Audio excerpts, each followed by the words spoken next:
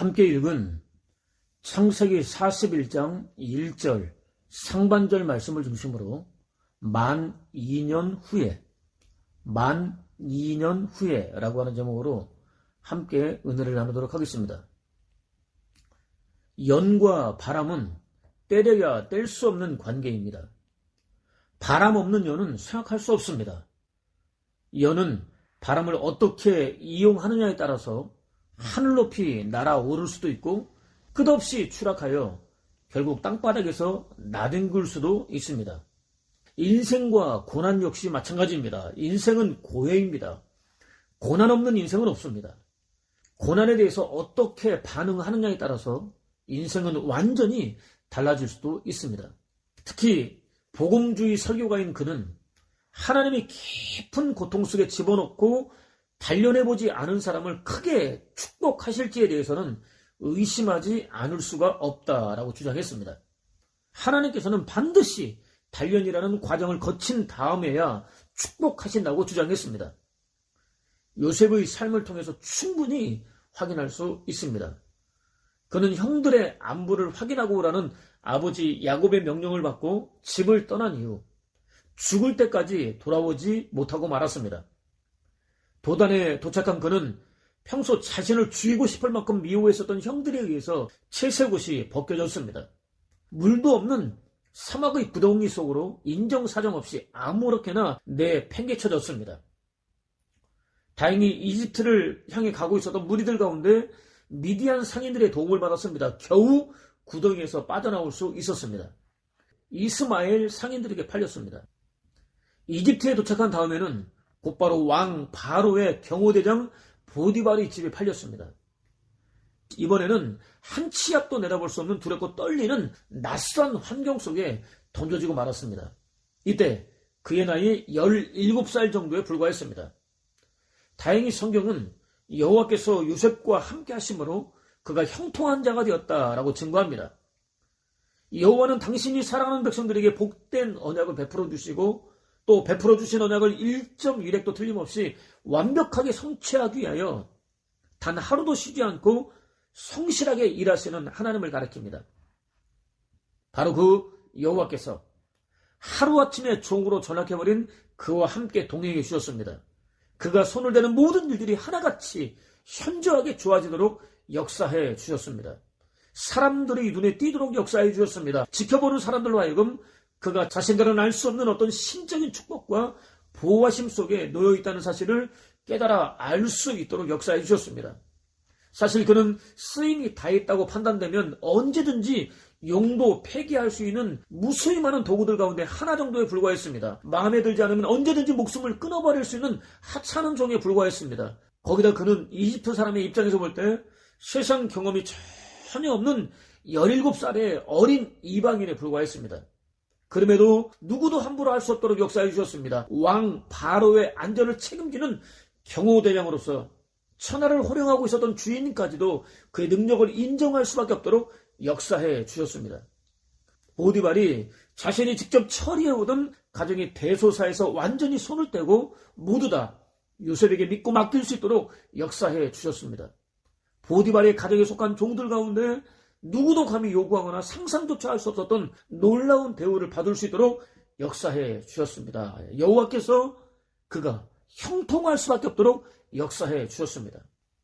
아브라함과 맺은 내 자손이 이방에서 객이 되어 그들을 섬기겠고 그들은 400년 동안 내 자손을 괴롭히리니 그들이 섬기는 나라를 내가 징벌할지며 그 후에 내 자손이 상상할 수 없었던 큰 재물을 이끌고 마치 쫓겨난 사람들처럼 나오게 되리라.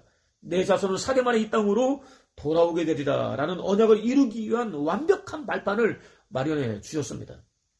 이루어지기 전까지는 당사자인 요셉조차 전혀 깨달아 알 수 없었던 특별함에서도 치밀한 또 완벽한 섭리를 베풀어 주셨습니다.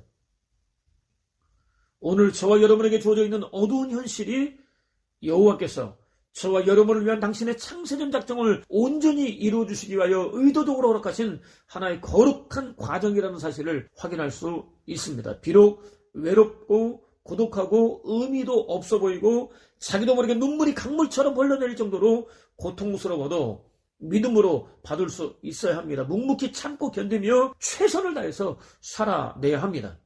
자신을 위해서 진행되고 있는 여호와의 위대한 여정에 기꺼이 동참할 수 있어야 합니다. 여호와께서 의도적으로 허락하신 요셉의 고난은 거기서 끝나지 않았습니다. 여주인은 주어진 업무를 완벽하게 처리할 뿐만 아니라 빼어난 용모까지 갖추고 있었던 그에게 마음으로 완전히 빼앗기고 말았습니다. 하루도 빼놓지 않고 찾아왔습니다. 끊임없이 유혹했습니다. 그는 주인이 집안의 모든 사물을 저에게 맡기고 아무것도 간섭하는 일이 없으니 이 집에는 저만한 고난을 가진 사람이 없습니다.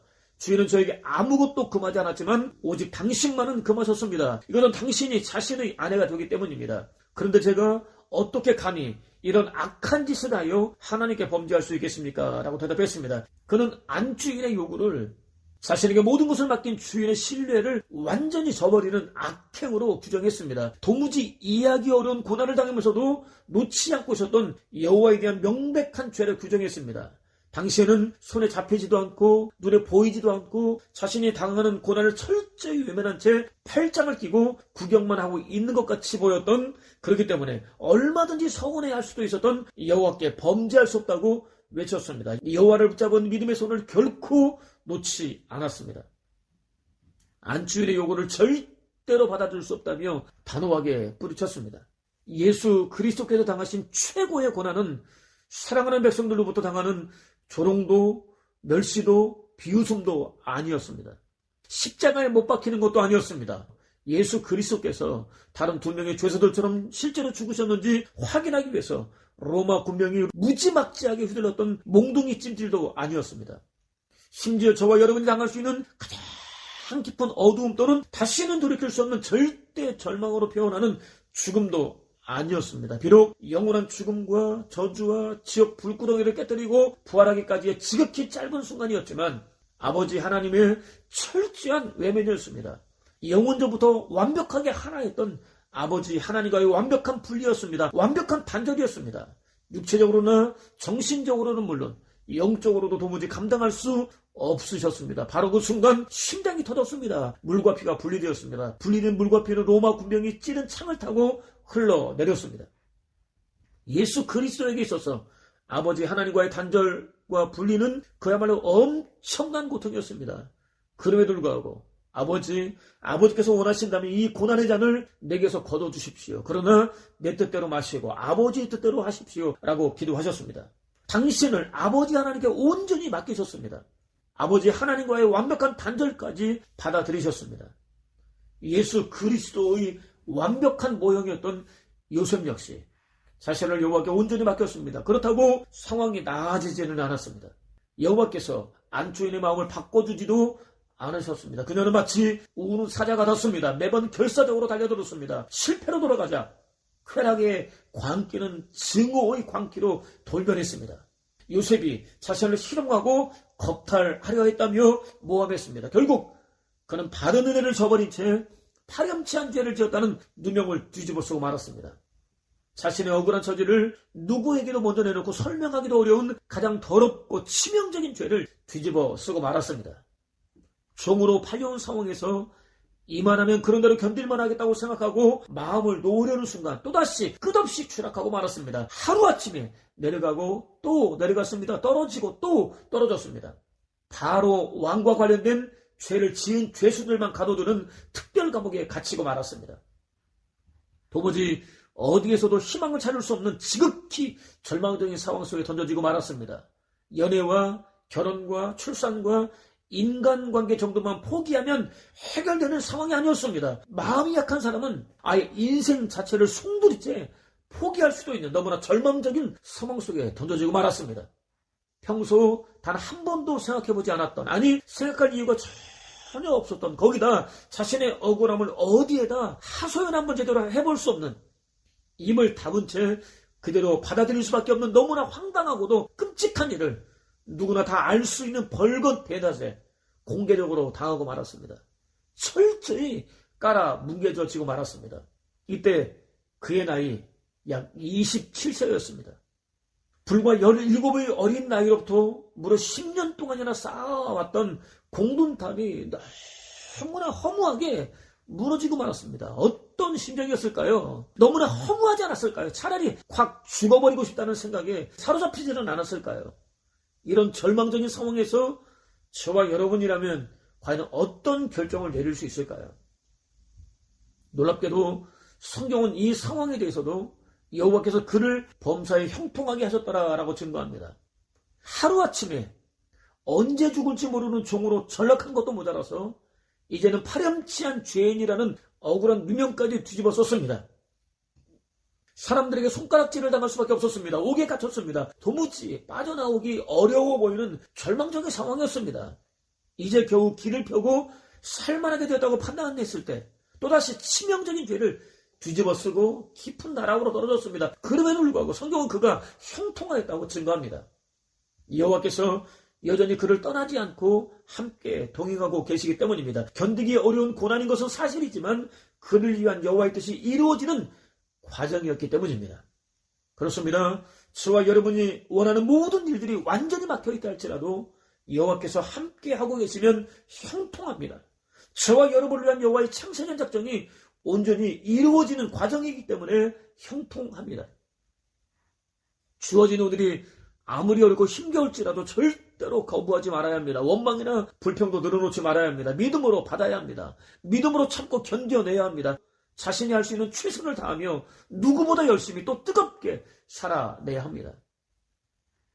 자신이 예수 그리스도를 주와 그리스도로 섬기는 믿음의 사람이라는 사실을 스스로 증명해 보여야 합니다. 하루는 바로 왕의 자문 역할은 물론 국정에 대해서 함께 의견을 나누는 왕의 비서실장인 술 맡은 관원장이 옥에 들어왔습니다. 거룩한 제사를 책임지는 떡 굽는 관원장도 함께 들어왔습니다. 동시에 이제까지 나타나지 않았던 경호대장이 등장했습니다. 그들이 비록 죄인의 신분으로 옥에 들어오기는 하였지만 자신보다 훨씬 고위직이었기 때문입니다. 그들이 원래의 자리로 복직될 경우 도움을 받을 수도 있다고 판단되었기 때문입니다. 경호대장은 즉시 자신이 옥에 집어넣었던 요셉을 불렀습니다. 그들을 잘 섬기라고 명령했습니다. 필요하다고 판단되는 직책과 환경까지도 마련해 주었습니다. 아내의 고발을 무시할 수는 없었고 또 바라보는 시선들도 없었기 때문에 요셉을 옥에 집어넣기는 하였지만 여전히 신뢰하고 있었다는 사실을 확인할 수 있습니다. 요셉은 자신을 신뢰하는 경호대장이 특별히 부탁한 그들을 섬기되 충성을 다해서 섬겼습니다. 모세를 지근거리에서 섬겼던 여호수아처럼, 엘리야를 끝까지 따라다니며 섬겼던 엘리사처럼, 여호와를 최우선으로 섬기는 하늘의 군대처럼 마음과 뜻과 정성과 힘을 다해서 섬겼습니다. 마치 여호와를 섬기듯이 자신이 할 수 있는 최선을 다해서 섬겼습니다. 술 맡은 비서실장과 떡 맡은 제사장이 그를 믿고 마음을 열기에 충분할 정도로 섬겼습니다. 그가 얼마나 성실하고 믿을 만한 사람이었는지 충분히 확인할 수 있습니다. 어느 날 그들은 꿈을 꾸었습니다. 같은 날 같은 밤이었습니다. 비슷하면서도 다른 꿈을 꾸었습니다. 각각 의미를 가진 꿈을 꾸었습니다. 누구나 쉽게 해석할 수 있었지만 해석이 전혀 다른 꿈을 꾸었습니다. 그렇다고 확신할 수는 없었습니다. 자신들의 운명에 대한 불안한 마음을 도무지 떨쳐버릴 수 없었습니다. 다음 날 이른 아침이 되었습니다. 요셉은 평소처럼 일반 죄인들과 분리되어서 다른 특별한 장소에 머물고 있었던 그들을 찾았습니다. 곧 그들의 안색이 평소와는 많이 다르다는 사실을 확인했습니다. 즉시 도대체 어떻게 된 일이냐고 물었습니다. 그들은 자신들이 같은 날 같은 밤 각자 꿈을 꾸었는데 해석해 줄 사람이 없어서 불안해하고 있다고 대답했습니다. 요셉은 망설이지 않았습니다. 꿈을 꾸는 것은 하나님이 하실 수 있는 일이 아니었습니까? 라고 말했습니다. 자신이 섬기고 있었던 여호와를 그들에게 소개했습니다. 꿈의 내용이 무엇인지 자신에게 자세히 일러달라고 말했습니다. 비서실장격인 술 맡은 관원장이 꾼 꿈은 길몽이었습니다. 요셉은 그가 사흘 안에 누명을 벗고 원래의 자리로 복직될 것이라고 말해주었습니다. 동시에 그가 복직되는 날 제발 자신을 기억해달라고 간청했습니다. 자신이 히브리 사람들의 땅에서 억울하게 유기되어 온 사람이고 감옥에 들어올 만한 파렴치한 일을 한 적이 전혀 없다고 마치 부르짖어 외치듯 설명해 주었습니다. 제사장격인 떡 맡은 관원장의 꿈은 흉몽이었습니다. 요셉은 그가 사흘 안에 죽임과 수치를 당하게 될 것이라고 정중하면서도 가혹하리만치 단호하게 말해 주었습니다. 요셉의 해석은 한치의 오차도 없이 그대로 이루어졌습니다. 술 맡은 비서실장은 억울한 누명을 벗고 원래 자리로 돌아갔습니다. 떡 맡은 제사장은 죽임을 당했습니다. 요셉은 술 맡은 비서실장이 자신을 기억해 주기를 바랐습니다. 안타깝게도 성경은 술 맡은 관원은 요셉을 까마득하게 잊어버렸다라고 증거합니다. 비서실장은 자신의 꿈이 길몽이라는 해성을 듣는 순간 분명 요셉의 부탁을 반드시 들어주겠다고 거듭 약속했을 것입니다. 당시의 관습대로 몇 번씩 맹세까지 했을 가능성도 상당히 높습니다. 그렇지만 자신의 형편이 바뀌자 요셉을 까맣게 잊어버렸습니다. 요셉의 간절한 기대는 또다시 산산이 부서지고 말았습니다. 될 듯 기대하며 마음을 졸이게 하다가 되지 않는 쪽으로 결론이 나고 말았습니다. 내게 완전히 풀리고 말았습니다. 그야말로 절망이었습니다. 한편 성민 이스라엘은 여호와께서 나를 버리셨다. 나의 주께서 나를 잊으셨다. 라고 부르짖었습니다. 자신들이 죄로 말미암아 심판을 받으면서도 고난을 받으면서도 그 책임을 원인을 여호와께 돌렸습니다. 여호와께서는 그들을 향해서 여인이 자신의 젖먹이는 아이를 어찌 잊어버릴 수 있겠느냐. 자신이 죽을 만큼 힘들어서 낳은 아이를 어찌 가엾게 여기지 않을 수 있겠느냐. 그런 어미는 혹시 잊을지 몰라도 나는 결코 너를 잊지 않으리다. 너는 어떤 상황에서도 결코 잊혀지지 않도록 나의 두 손바닥이 너무나 뚜렷하고도 선명하게 새겨져 있다. 또 너 시온의 성벽은 항상 나의 눈앞에 뚜렷하게 있다라고 선포하셨습니다. 당신의 사랑은 자식에 대한 부모의 사랑보다 훨씬 승하다고 선포하셨습니다. 인륜이 땅에 떨어지는 오늘날의 세태에서도 가끔 볼 수 있거니와 당시 이방인 부모들 가운데서도 형편상 어린 자녀가 죽도록 버려두는 일이 있었지만 당신에게만큼은 결코 일어날 수 없는 일이라고 선포하셨습니다. 당신은 오히려 사랑하는 백성들로부터 멀리 계시지도 않고 또 지극히 짧은 순간이 찰나라도 눈을 떼지 않는다고 선포하셨습니다. 또렷하게 기억하기 위해서 아예 두 손바닥에 선명하게 새겨두었다고 선포하셨습니다. 당신은 그들을 절대로 잊을 수 없다고 선포하셨습니다. 또 시인은 나의 아버지와 나의 어머니는 나를 버려도 주님은 나를 돌보아 주십니다. 라고 고백했습니다. 그렇습니다. 여호와께서는 당신의 사랑하는 백성들로부터 지극히 찰나의 순간조차 눈을 떼지 않으십니다. 언제 어디서나 함께하여 주십니다. 동행하여 주십니다. 지켜주십니다. 보호해 주십니다. 마침내 구원해 주십니다. 요셉 역시 마찬가지입니다. 술 맡은 비서실장의 기억 속에서는 완전히 잊혀졌을지 모르지만 때가 이르기까지 잊을 수밖에 없었지만 그의 인생을 설계하시고 이루어가시는 여호와의 기억 속에는 또렷이 남아 있었습니다. 실제로 본문은 만 2년 후에라고 증거합니다. 술 맡은 비서실장이 원래의 자리로 복귀한 지 만 2년째 곧 햇수로는 3년째 되던 해를 가리킵니다. 요셉이 이집트 총지가 되기 위해서는 반드시 갖춰야 할 나이가 되었을 때를 가리킵니다. 이집트 총지가 되기 위해서는 반드시 30세 이상이 되어야 했기 때문입니다. 여호와의 때가 찼을 때라고 의역할 수 있습니다. 이집트의 바로 왕이 꿈을 꾸었습니다. 건강하고 살찐 암소 7마리가 강에서 올라와 풀을 뜯고 있었습니다. 곧이어 흉측하고 뼈만 앙상하게 남은 다른 7마리의 암소가 강에서 올라왔습니다. 건강하고 살찐 소들을 흔적도 남기지 않고 완전히 먹어 치워버렸습니다. 소스라치게 놀란 바로는 꿈에서 깨어났습니다. 이내 다시 잠이 들었습니다. 또 꿈을 꾸었습니다. 한 줄기에서 무성하고 알이 꽉 들어찬 7이삭이 나왔습니다. 같은 줄기에서 사막의 바람에 말라붙어서 쭉정이가 되어버린 다른 7이삭이 나왔습니다. 먼저 나온 무성하고 알이 꽉 들어찬 7이삭을 흔적도 남기지 않고 완전히 삼켜버렸습니다. 바로는 또다시 소스라치게 놀랐습니다. 잠에서 깨었습니다. 즉시 신하들을 불러들여 꿈을 들려주었지만 누구도 해석하지 못했습니다. 복직된 술 맡은 비서실장은 이때 비로소 오랫동안 잊고 있었던 요셉을 기억해냈습니다. 여호와께서 당신이 통제하고 있었던 그의 기억을 되살려 주셨습니다. 그는 자신에게 있었던 일을 바로에게 자세하게 설명해 주었습니다. 바로는 그때도 여전히 감옥에 갇혀 있었던 요셉을 즉시 왕궁으로 불러들였습니다. 내가 꿈을 꾸었는데 아무도 풀 사람이 없다. 그러던 중 너는 꿈을 들으면 능히 풀 수 있다는 말을 들었다라고 말했습니다. 마치 요셉에게 꿈을 해석할 능력이 있는 것처럼 말했습니다. 요셉은 즉시 저에게 무슨 그런 능력이 있겠습니까?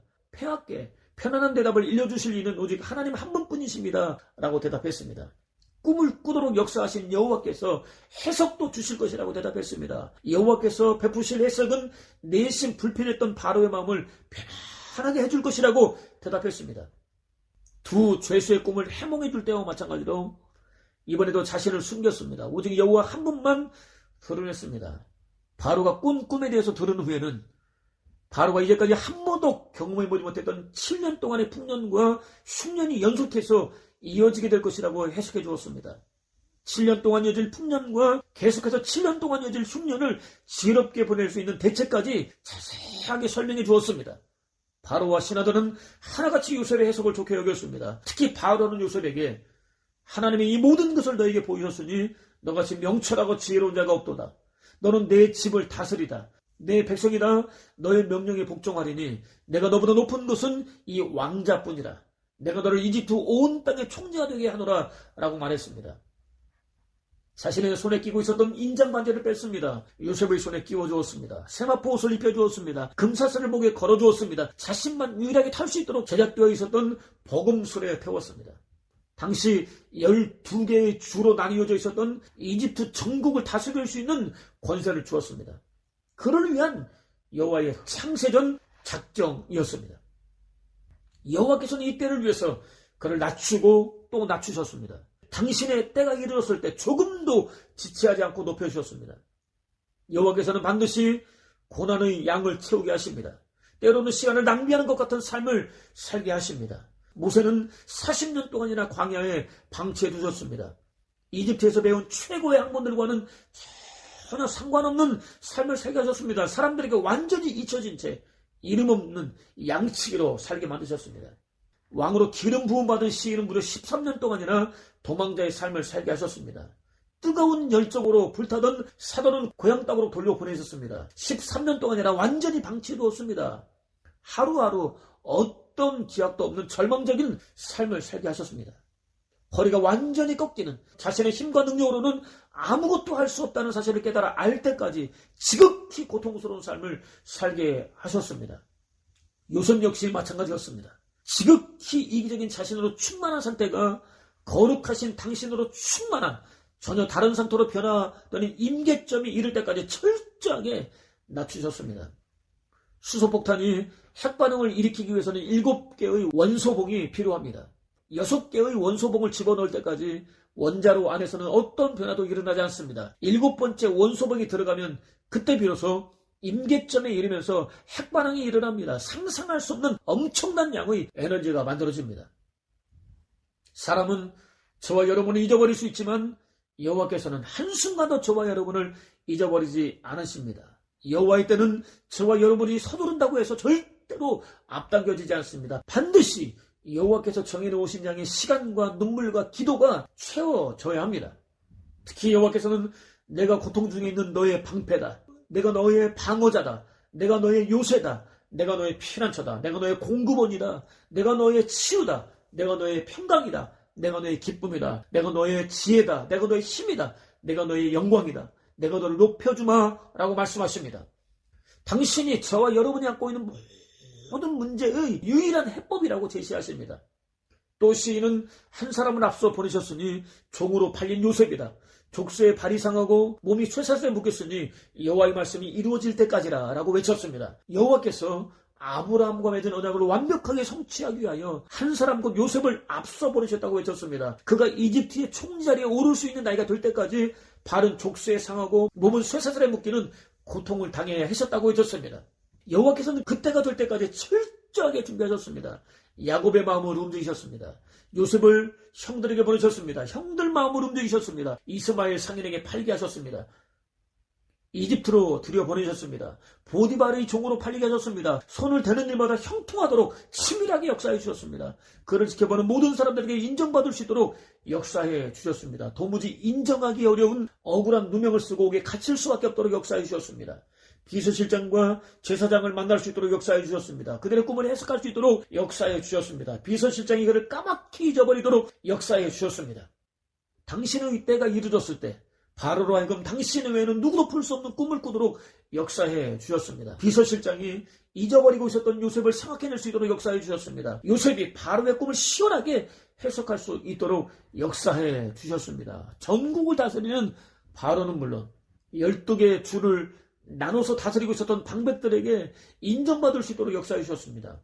드디어 누구나 인정하고 따르던 이집트 총리의 자리에 오를 수 있도록 역사해 주셨습니다. 17에 불과했었던 어린 요셉의 삶에 무려 13년 동안이나 고난이 꼬리에 꼬리를 물고 이어지도록 역사하신 궁극적인 이유는 하나였습니다.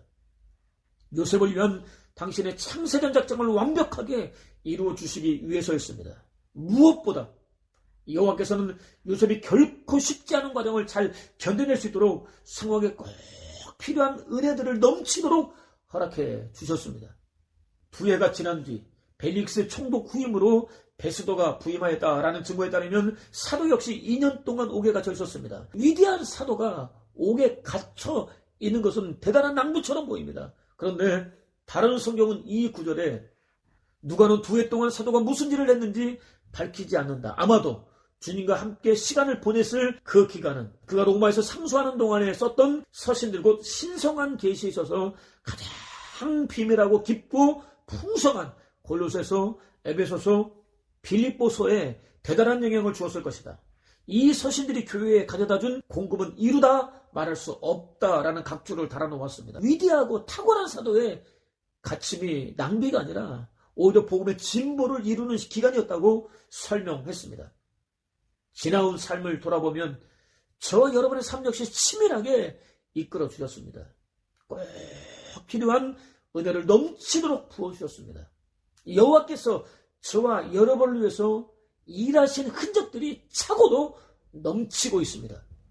도무지 받아들이기 어려운 고난을 만났을 때 원망하거나 불평하지 말고 고난을 허락하시고 낙오하지 않도록 친히 이끌어주시고 필요한 은혜까지 채워주시고 계시는 여호와 한 번만 바라볼 수 있는 은혜를 구하십시오. 여호와의 때가 찰 때까지 묵묵히 믿음으로 살아낼 수 있는 은혜를 구하십시오. 그것을 통해서 자신을 위한 여호와의 창세전 작정이 이루어지는 과정에 기꺼이 동참할 수 있을 뿐 아니라 창세전 작정이 무엇인지 똑똑히 목격하고 또 풍성히 누리는 복된 삶은 물론 소리를 높여서 여호와를 찬양하고 자랑하는 복된 삶을 사는 저와 여러분 되시기를 주님의 이름으로 축원을 드립니다.